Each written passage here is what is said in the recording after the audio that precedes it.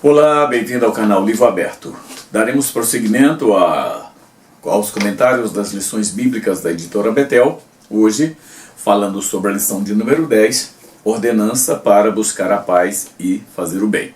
O texto bíblico está em Romanos capítulo 12, versículos de 18 ao 21. O meu objetivo, ao fazer esse comentário, é destacar a importância de agir de acordo com os princípios bíblicos, vivendo em paz com todos e fazer o bem aos que estão ao nosso lado. Eu quero iniciar dizendo que uma das ciladas na vida cristã que muitos crentes caem é a de pensar que não precisamos fazer boas obras que evidenciem a nossa conduta na presença de Deus. Isso tem uma relação direta com as críticas que os evangélicos fazem com relação à questão das boas obras.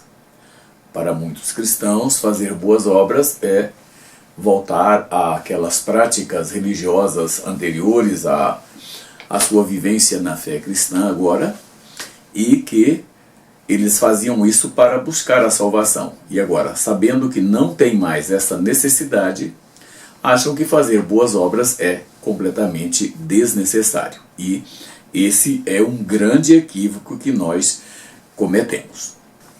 As Escrituras dizem que somos salvos pela fé em Cristo e não por nossos méritos. Mas isso está longe de considerar que as boas obras na vida cristã não são necessárias. Logo, nós precisamos refletir um pouco mais sobre a nossa prática cristã e reconhecer que estamos deixando de cumprir um papel que é relevante na nossa prática, que é o de fazer boas obras, ajudar as pessoas, contribuir de forma geral para que outras pessoas vivam tão bem quanto nós desejamos ou nós vivemos. O que falta, eu diria, é observarmos o que as Escrituras dizem sobre fazer o bem e buscar a paz com as pessoas. A Bíblia é muito clara a respeito disso. Aliás, Paulo, escrevendo aos Efésios, ele afirma que as boas obras foram deixadas para que nós as praticássemos. Basta você ler Efésios capítulo 2, versículo 10.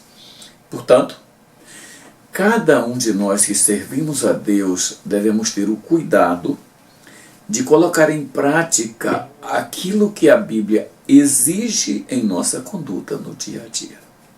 Como eu disse, Efésios capítulo 2, versículo 10, Paulo afirma: pois somos obra-prima de Deus, criados em Cristo Jesus, a fim de realizar as boas obras que Ele de antemão planejou para nós. Ou seja, nesse caso, as boas obras de que Paulo fala são ações que refletem a natureza e o caráter de Deus, manifestando o amor, a justiça e a sua bondade ao mundo. É um comportamento, claro, que é exigido de cada um de nós. Afinal de contas, nós fomos chamados para testemunhar daquilo que Ele fez e continua fazendo por nós todos os dias. Em Mateus capítulo 5, versículo 16, Jesus disse: assim, resplandeça a vossa luz diante dos homens, para que vejam vossas boas obras e glorifiquem o vosso Pai que está nos céus. Nesse caso, Jesus disse que as boas obras servem para glorificar a Deus. Portanto, algo de absoluta relevância na vida cristã. E ainda, Paulo, escrevendo a Tito, capítulo 3, versículo 8, ele disse: fiel é a palavra, e isto quero que deveras afirmes, para que os que creem em Deus procurem aplicar-se às boas obras, e estas coisas são boas e proveitosas aos homens. Veja que nesse caso, Paulo afirma que as boas obras são interessantes porque elas contribuem para o bem-estar das outras pessoas. É algo também indispensável. E ainda, Paulo, escrevendo aos Gálatas, capítulo 6, versículos 9 e 10, ele disse: e não nos cansemos de fazer o bem, porque a seu tempo ceifaremos, se não houvermos desfalecido. Então, Enquanto temos tempo, façamos o bem a todos, mas principalmente aos domésticos da fé. Veja que nesse caso, a recomendação de Paulo é que as boas obras devem ser praticadas em benefício de todos, mas principalmente aqueles que estão mais próximos de nós, ao nosso lado, o que ele chama de domésticos da fé. E ainda eu gostaria de citar o escritor aos Hebreus, capítulo 10, versículo 24, que disse: consideremos-nos uns aos outros para nos estimularmos ao amor e às boas obras. Nesse caso, as boas obras devem ser praticadas como estímulo para que outras pessoas também pratiquem. Nós devemos dar exemplo, evidentemente, com a nossa conduta. Então, além disso, veja que a promoção da paz entre as pessoas é uma necessidade que os evangélicos deveriam ser exemplo.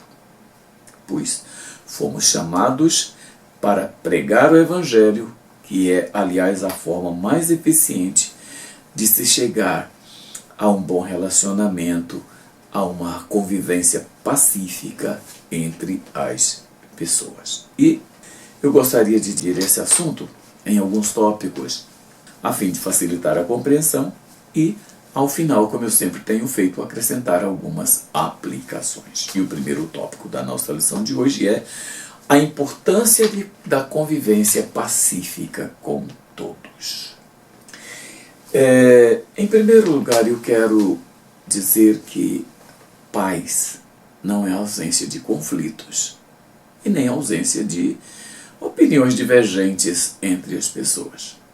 Paz, na verdade, é a capacidade que nós temos de não permitir que as nossas divergências, que os nossos pontos de vista diferentes ou até possíveis conflitos nos causem problemas no relacionamento, que nos afastem uns dos outros, que nos tirem a paz que devemos ter em nossos relacionamentos. É importante você refletir sobre isso, porque muitas vezes nós achamos que uma convivência pacífica ou ter paz é você não discordar de nada, é você não dizer nada, é você ser uma pessoa manipulada, e não é isso. Viver em paz é você saber dirimir questões, resolver problemas que em outra situação poderia afetar a nossa convivência, o nosso relacionamento com as outras pessoas. Foi por isso que Paulo disse aos romanos que no que depender de nós, nós devemos viver em paz com todas as pessoas.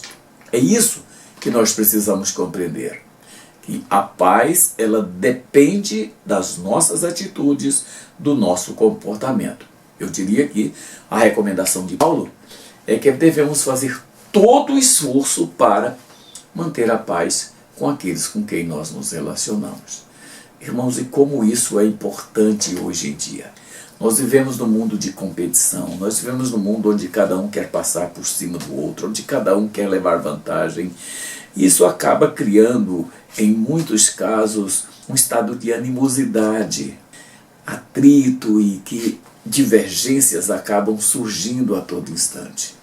E você fazer o possível para evitar esse tipo de situação é uma contribuição relevante naquilo que você está fazendo na obra de Deus.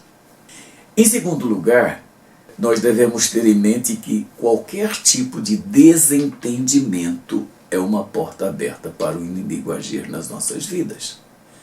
O apóstolo Pedro, ele nos recomenda, veja, sede sóbrios, vigiai, porque o diabo, vosso adversário, anda em derredor, bramando como um leão, buscando a quem possa tragar. Quando nós fazemos qualquer coisa que traz atrito entre nós e os outros, traz divergências, traz crises de relacionamentos, isso são portas que a gente abre para que o inimigo atue. Quantas vezes um pequeno desentendimento deságua na separação de amigos, sem a absoluta necessidade, porque não houve o cuidado, não houve o zelo, não houve a observância daquilo que a palavra de Deus nos orienta, que é você estar vigilante. Muitas vezes a nossa derrota espiritual está em não observarmos o que as Escrituras dizem como nós devemos agir. Esta, aliás, irmãos, tem sido uma situação muito recorrente. Nós não conhecemos as Escrituras, nós não colocamos em prática as Escrituras. Por trás disso está nosso distanciamento de Deus, está brechas que a gente abre para que o inimigo haja em nossas vidas, nas nossas convivências, nos nossos relacionamentos, enfim. É uma situação que vai virando algo como uma bola de neve, até que nós não conseguimos nos desvencilhar da situação em que a gente mesmo se mete por falta de cuidado, por falta de zelo, por falta de atenção na vida espiritual.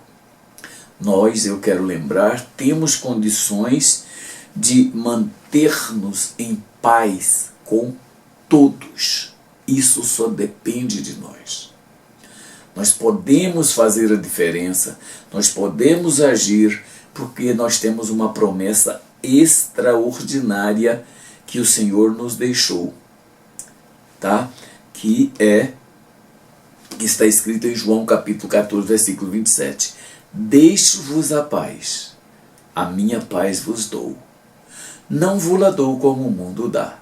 Não se turbe o vosso coração, nem se atemorize. Ou seja, nós temos a fonte de paz, nós temos a garantia da paz que nós precisamos nas nossas convivências. O que nós precisamos?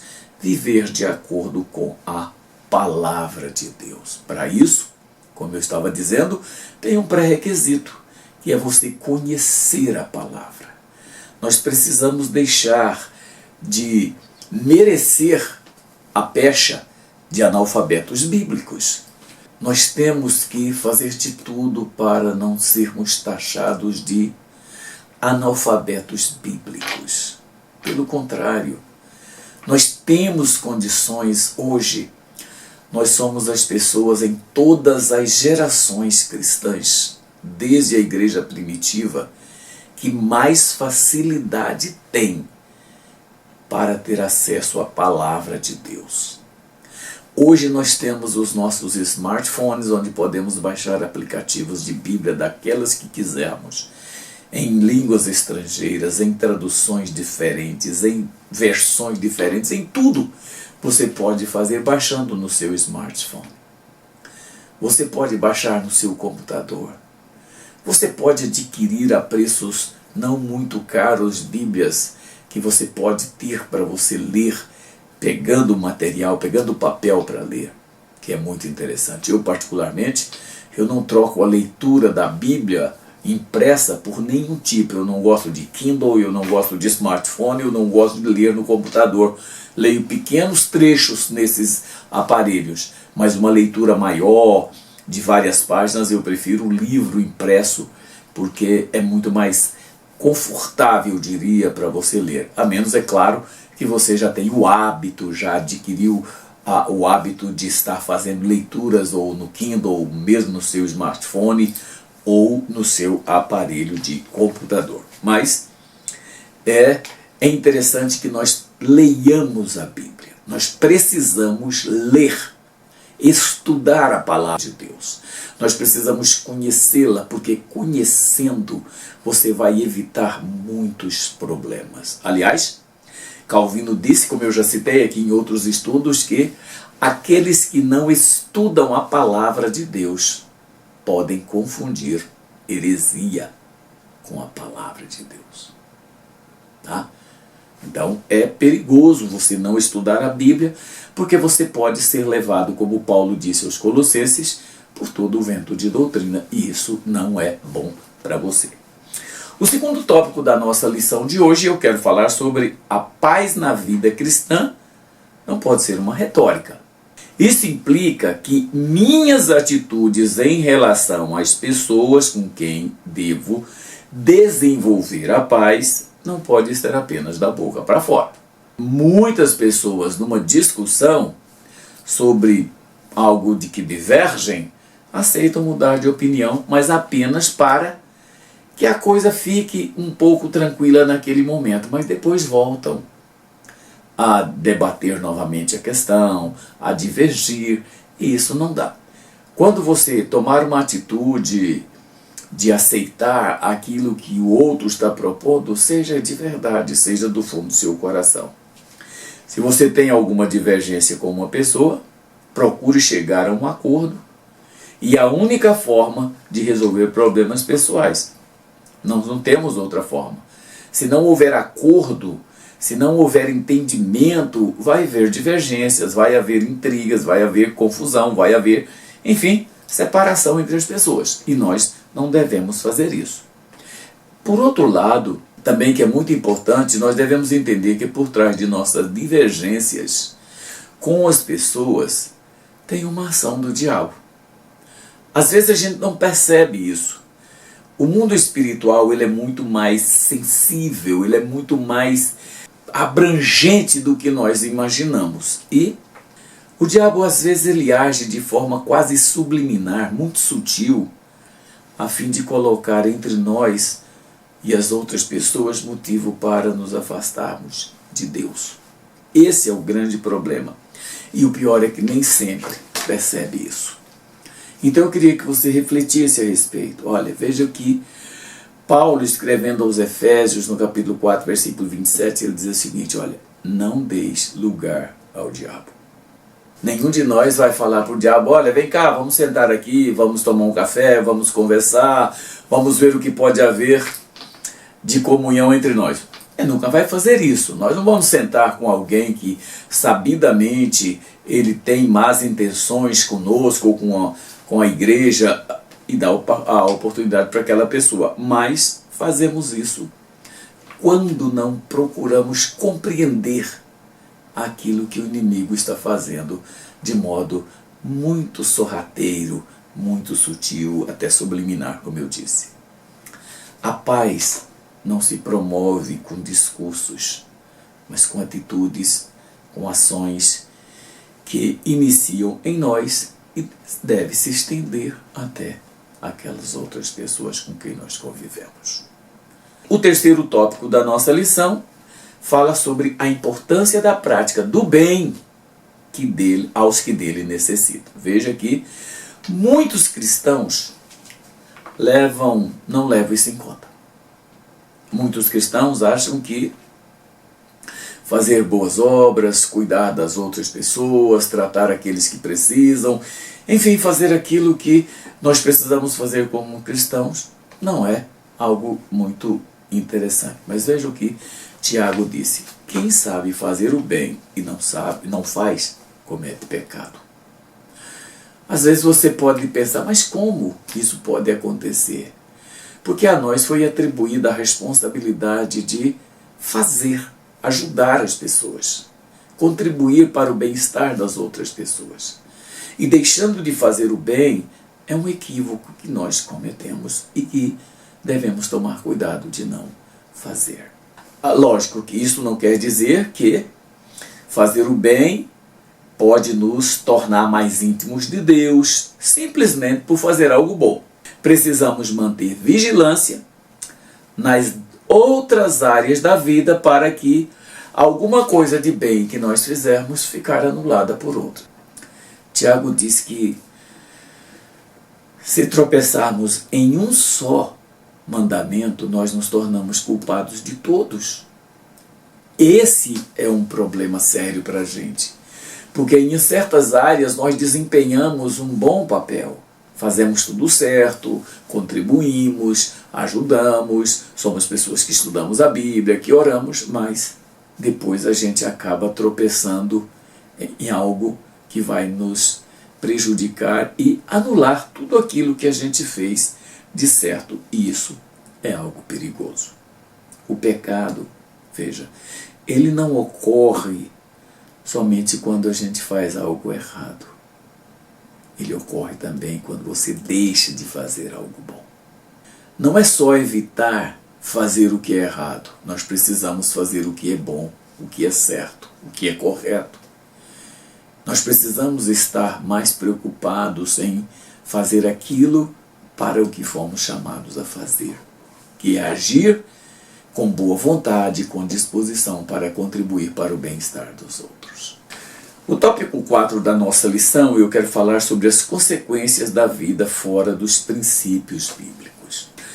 A maioria dos cristãos sabem o que deve fazer, o que deve ser feito para estar de acordo com a palavra de Deus. O nosso problema é a prática. Conhecimento a gente tem. Estamos sempre ouvindo na igreja estudos, orientações, palavras, recomendações, enfim, de como deve ser a nossa conduta. Mas na hora de colocar tudo isso em prática, nós falhamos. E nós falhamos feio. A maioria dos cristãos, ou a maioria de nós cristãos, melhor dizendo, vivemos um evangelho pela metade. Por quê? Nós, observando as nossas condutas, a gente pode perceber onde a gente erra. Veja, eu tive o cuidado de alistar aqui apenas alguns itens, mas serve de referência para a gente pensar em outros que nós também estamos errando. Primeiro, nós falamos de santidade, que é uma coisa necessária, que é algo importante na vida cristã, mas como a gente vive? Na maioria das vezes, o pecado é muito mais forte do que nós. Falamos em viver em paz, mas promovemos confusões e desentendimento com as nossas palavras. Quantas vezes uma palavra que você fala traz um problema sério que depois você tem dificuldade de resolver?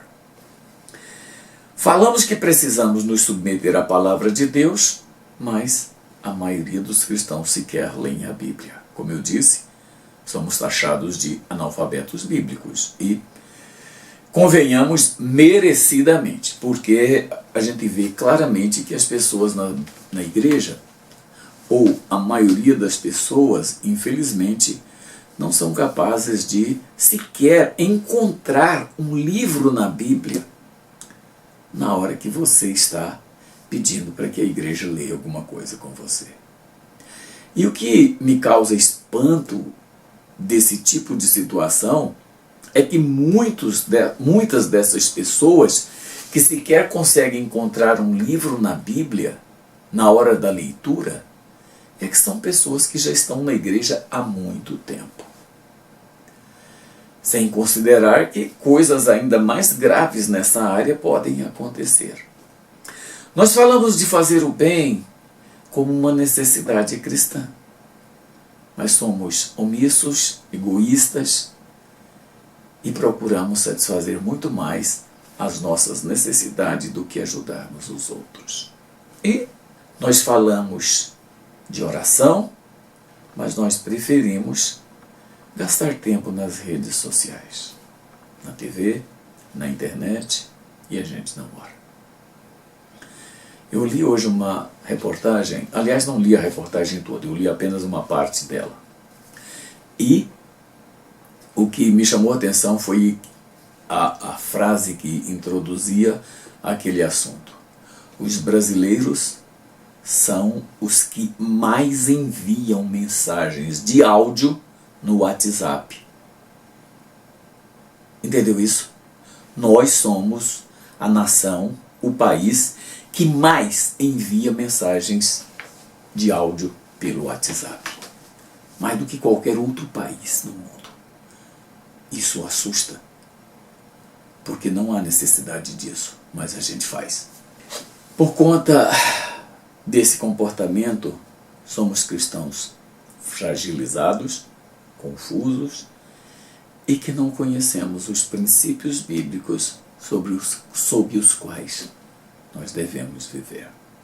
É lamentável que, com tanta facilidade para se ouvir a palavra de Deus, com tanta facilidade para se estudar a palavra de Deus, nós estejamos na situação que estamos. É muito triste. Em quinto lugar, eu gostaria de falar que o nosso testemunho só terá valor se houver identidade entre o que falamos e o que fazemos. Falar e não fazer nos torna mais culpado se não falássemos nada. Então, pensa nisso. Um dos nossos piores problemas na vida cristã é, como eu disse, falar e não fazer. Essa atitude nos torna desacreditado em tudo que nós falamos. Sabe aquela frase que é muito ruim da gente ouvir, mas as pessoas dizem: as suas atitudes falam tão alto que eu não ouço o que você diz. Então imagine aonde nós estamos. Então nós precisamos ter cuidado com esse tipo de comportamento. Todos sabem a importância de se proceder corretamente, mas nem sempre a nossa postura é essa. Seja na hora de promover a paz ou quando precisamos fazer algo de bom para ajudar as pessoas. Nossa conduta não é adequada. No mundo egoísta em que vivemos, qualquer coisa que não seja benéfica para nós, a gente entende como prejuízo. Mesmo aquilo que seja para ajudar as pessoas, fazer o bem para as pessoas e promover, enfim, a paz. Ou seja, nossa obrigação, mas a gente acaba sempre levando para esse outro lado. Se quisermos fazer a diferença, precisamos colocar em prática aquilo que nós falamos. Entende isso? Nós não devemos só pregar, devemos viver o que pregamos. Como dizem, devemos viver o que pregamos e pregarmos o que vivermos. Então, amados, veja que fazer o bem e viver em paz já são contribuições significativas na vida cristã. E isso não nos exige gastos, isso não nos exige muita coisa. Basta apenas você viver de acordo com o que diz a palavra de Deus. E eu quero encerrar esse comentário curto de hoje falando sobre algumas aplicações que eu gostaria que você colocasse em prática. Primeiro, nosso evangelho não pode ser apenas de palavras, mas de ações diante dos homens e de Deus.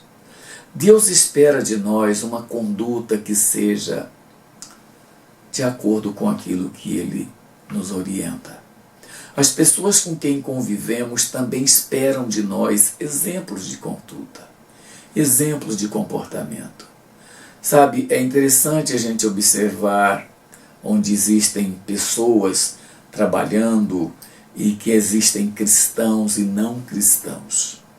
Veja, quando uma pessoa que não é cristã comete um erro, fala uma coisa errada, ninguém faz comentário nenhum. Mas quando um crente faz algo errado ou fala alguma coisa errada, logo vem alguém que diz: mas você não é crente, como você faz isso? Porque o mundo espera de nós uma conduta que seja diferente.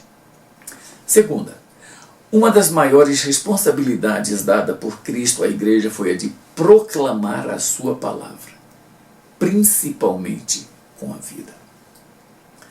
Às vezes, muita gente diz: eu não sei pregar, eu não sei falar, eu não consigo me expressar em público. Isso é natural. Nem todos são chamados para pregar no púlpito, nem todos são chamados para falar em público. Mas uma coisa você tem condições de fazer: a sua vida. A maior pregação que você faz não é com palavras, é com atitudes, é com ações. O seu comportamento vai contribuir muito mais para o evangelho, para o bem-estar das pessoas, se você tiver uma conduta adequada. Isso vai ser muito mais importante do que suas palavras. Às vezes, a gente acha que só tem palavras, só tem a única maneira de se pregar o evangelho com palavras. E não é. A melhor maneira de pregar o evangelho é com a vida. E nisso a gente percebe claramente, eu vou dar apenas um exemplo, veja. Qual o lugar mais difícil que tem de nós evangelizarmos, de ganharmos pessoas para Cristo? Dentro de nossa família, entre nossos parentes próximos, entre os que moram em nossas casas.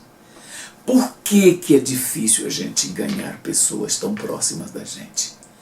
Porque eles nos conhecem e sabem que a nossa conduta está longe de ser de acordo com aquilo que a gente fala. Paulo, ensinando aos filipenses, ele disse uma frase que nós precisamos pensar. Tão somente portai-vos por modo digno do Evangelho. Amados, eu me lembro, 1979, já vai para muitos anos isso. Eu fui convidado para pregar numa igreja e o tema da mensagem foi exatamente isso. Eu li esse texto na igreja, Filipenses 1, 27, a parte A. Quando eu disse, tão somente portai-vos por modo digno do Evangelho. Naquela noite eu fiz um desafio para aqueles irmãos. Eu disse para eles o seguinte, irmãos, se vocês viverem o que está escrito aqui, vocês podem esquecer todos os 31.172 versículos restantes da Bíblia. Porque isso aqui basta para sermos cristãos de verdade. Vivermos por modo digno do Evangelho. É isso que o mundo espera de nós. Terceiro, viver em paz e praticar o bem é um compromisso que nós devemos levar a sério. Se é preciso calar, se é preciso mudar de comportamento, se é preciso deixar de fazer coisas, nós precisamos fazer isso. A nossa conduta nessa área precisa ser levada mais a sério, porque nós estamos nos prejudicando a nós mesmos e aqueles que estão ao nosso lado. E por fim, o Evangelho que pregamos só terá valor se antes de falarmos, nós o demonstrarmos. A demonstração de vida é muito mais importante do que falar, do que tentar promover com discursos uma coisa que você nega com suas ações. Amados, que Deus abençoe a todos. Que nós saibamos colocar a nossa vida à disposição de Deus e pronta para servi-lo. Que você tenha uma semana maravilhosa na presença de Deus. Amém.